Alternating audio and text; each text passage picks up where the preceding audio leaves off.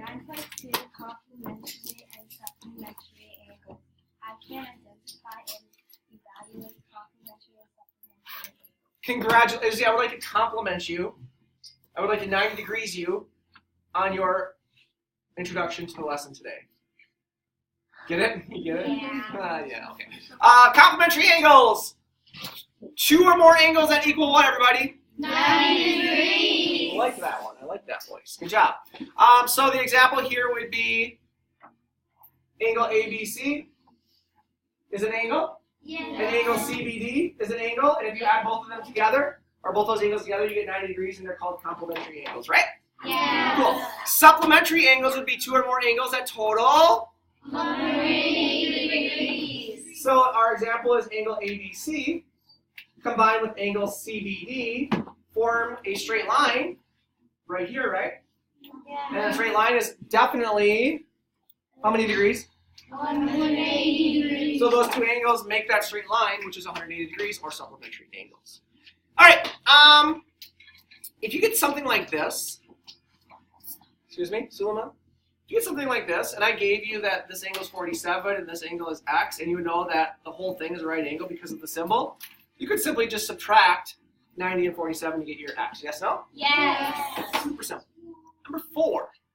Things got more complex. All I gave you on number 4 is I told you that this right here was a right angle. And I told you that FGE was 35 degrees. Yes, no? Yes. So you knew that FGE was 35.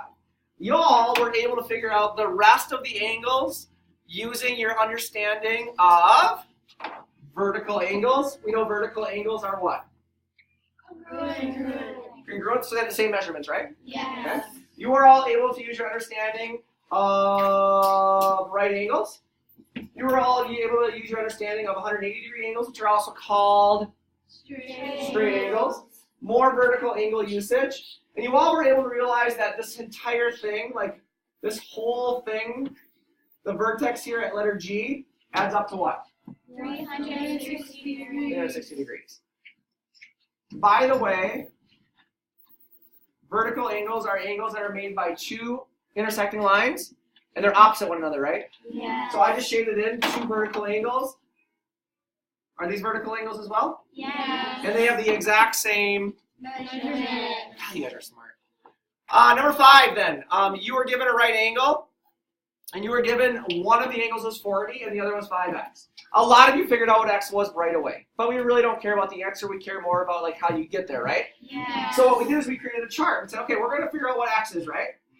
We already know that one of the angles is 40 degrees, right? Yes. And we know that the other angle is 5x, right? Yes. So we started with the number 5, and we already knew this was 40.